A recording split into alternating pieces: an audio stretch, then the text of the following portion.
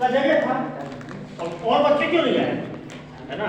और इस ठंड के मौसम में तो शुरुआत करते हैं हम लोग किसके प्रशिक्षण में। अच्छा, तो ये बताइए कि नेहरू युवा केंद्र के बारे में आप जितने लोग थे, कितने ऐसे लोग हैं जो नहीं जानते, क्योंकि अधिकतर लोगों को मैं जानता हूँ पहले भी एक दो प्रशिक्षण में भाग ले चुके हैं या वो जानते होंगे। कौन नहीं जानता है देखो, हाथ उठाए बता।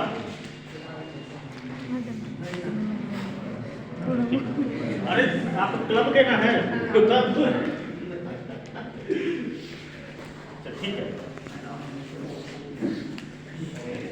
अब एकदम ध्यान इधर कर लेना है ना, गेट बंद कर।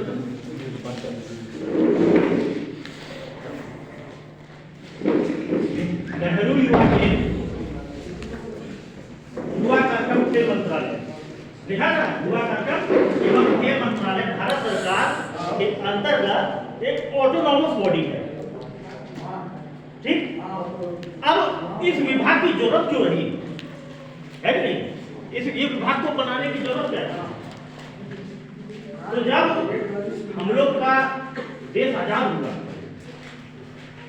देश आजाद होने के बाद नेहरू जी कौन थे, दूसरे जो नेहरू जी का ये विचार आया, बाबू बात नहीं करते, नेहरू जी के मन में विचार आया कि सब कुछ ठीक है, तमाम तरह की समय में दिक्कतें थी, भुखमरी थी, तमाम नक्सलवाद, लेकिन मेन चीज जो है वो ये कि युवा में भटकाव है, युवा भटक रहा है, उनको एक दिशा नहीं दिख रही है। क्योंकि अच्छा एक चीज वो हम आगे बात पढ़ेंगे, आप जानते हैं ना युवा किसको कहते हैं, युवा नौजवान। बिरजू पटेल जी युवा है? नहीं एक्सपायर हो गई ना, युवा है, एक्सपायर हो गई। सुनो युवा अभी भी युवा शक्ति है नहीं, लेकिन बाबू सरकार की परिभाषा में युवा का मतलब होता है 15 से 29। हाँ 15 से 29, हाँ वो अपनी जगह वो पहले हुआ करती थी। एक नेशनल यूथ पॉलिसी आया 2014, उसमें बोला गया कि 15 से 29 वर्ष का लोग उनको युवा कहा जाए, है ना। आपसे ध्यान रखना, बहुत सारे लोगों देते युवा नेता है उम्र को देखते हुए, है ना। 15 से 29 वर्ष का लोग उसको युवा कहा जाए। तो नेहरू जी ने देखा कि भाई युवाओं में भटकाव है, और ये भी आप सोचिए कि 15 से 29 क्यों रखा जाए, 15 से 35 रख सकते, 15 से 40 रख देते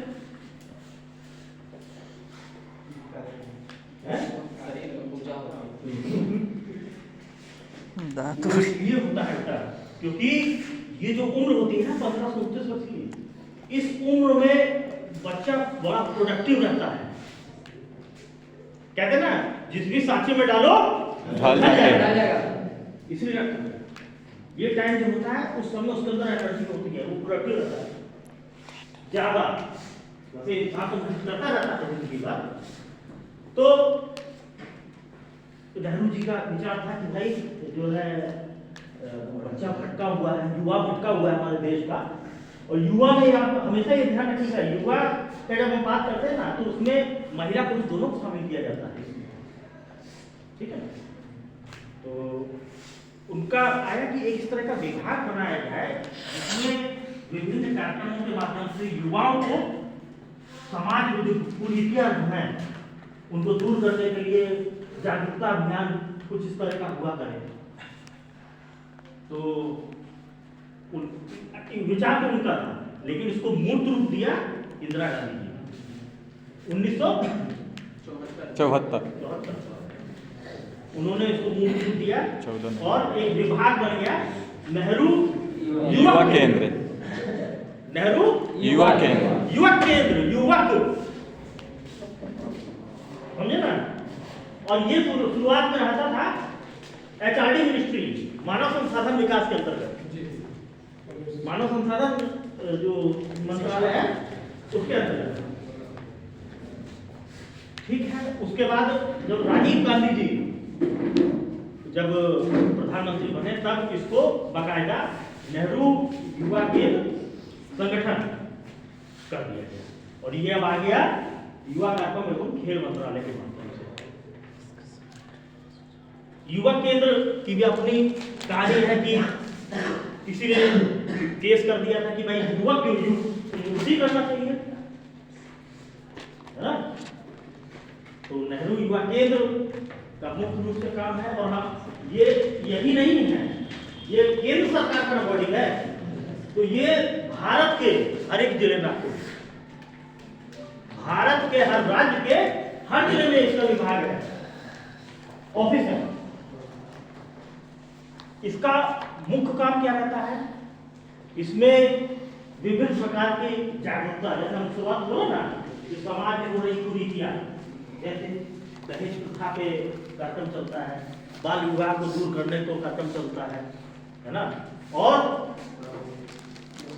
तमाम नशा मुक्ति हो गया, मतदाता जागरूकता हो गया, जितना भी जो जागरूकता का काम है वो सब काम इस विभाग के माध्यम से होता है। अब तो नमामि गंगे में जुड़ गया है कि आप जो जहाँ से गंगा निकल रही है उनके किनारे जो गांव रहते हैं वहाँ की सफाई, वो भी इसके माध्यम से जागरूकता। हम लोग का काम सफाई का नहीं होता, हम लोग का काम जागरूकता का होता है कि लोगों को हम मोटिवेट करें कि अपने आप घर को, अपने गली को, अपने मोहल्ले को कम से कम आप साफ रखें।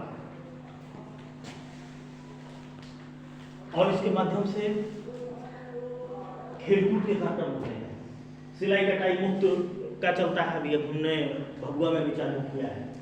लेकिन इसका उद्देश्य जिस समय इसका गठन किया गया था ना, ये नहीं था, इन सबका उद्देश्य यही होता था कि हर जाति के, हर धर्म के लोगों को, हर समुदाय के लोगों को जोड़ के रखने का,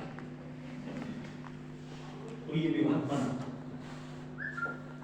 तो अब आप विभिन्न जो भी गांव के हैं, मुझे लगता है कि अब ऐसा ही कोई गांव अछूता रह गया होगा जहां पे हम लोग का क्लब नहीं चलता होगा, नहीं तो कम हर जगह चलता है। आप पूछिएगा सर ये क्लब क्या होता है, तो क्लब क्या है? संगठन।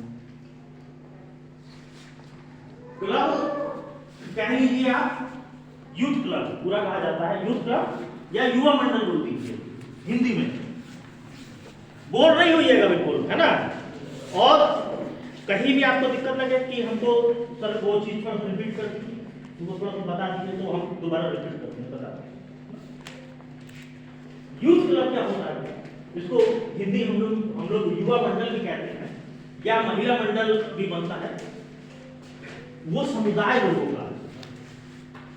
अब हम अगर जिले के बाद हर प्रखंड में, कैमूर में कितने प्रखंड है?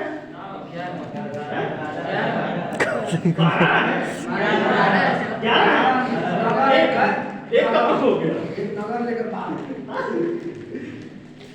11। और हर प्रखंड में हमारा 2 स्वयंसेवक रहता है। अब सर पहले तो क्लब बता रहे थे, स्वयंसेवक तो आ गया है। स्वयंसेवक हमारे माध्यम से रहता है, जिनको गांव में जो क्लब बने हुए हैं उनको जोड़ने को, हमारे माध्यम से जो कार्यक्रम चल रहे हैं उनकी जानकारी देने का काम होता है। अब यूथ क्लब की हम बात बताते हैं, जैसे हमने बता दिया जिले में हो गया, उसका प्रखंड में और हो गया स्वयंसेवक, जिसको राष्ट्रीय युवा स्वयंसेवक भी कहते हैं। अब गाँव में हम लोग समूह बनाते हैं लोगों का। क्या उम्र का, क्या उम्र के लोगों का?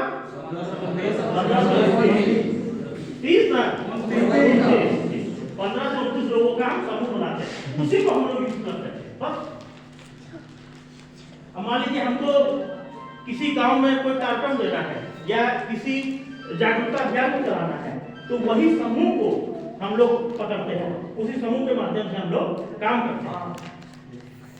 अब उसका एक फॉर्मेट होता है, प्रारूप होता है। अधिकतर आप में से अगर जो भी अपने यहाँ क्लब में नहीं जुड़ा होगा ना, एक बार आप लोग अपने गांव का आप लोग चेक करेंगे। अब कहाँ चेक करेंगे? एक हम लोग की साइट होती है, जितने बच्चे हैं इनका भी देख लेना। अगर ये कोई भी क्लब से नहीं जुड़े या इनके यहाँ क्लब में नहीं जुड़े हैं तो इनको उनका जब ठीक है ना। अब उसमें भी दो हो जाते हैं, एक हो जाता है युवा मंडल और एक हो जाता है महिला मंडल। उसमें कोई दिक्कत की बात नहीं है। युवा मंडल का में क्या होता है ना कि महिला पुरुष दोनों शामिल हो जाते हैं, लेकिन महिला मंडल में केवल महिला होती है शामिल। अब एक गांव में कितने क्लब हो सकते हैं? एक क्या, एक युवा मंडल और एक महिला मंडल हो सकता है, ठीक है। लेकिन एक अपवाद होता है कि अगर गांव बड़ा है, जैसे क्लास स्कूल, जैसे क्या कहते हैं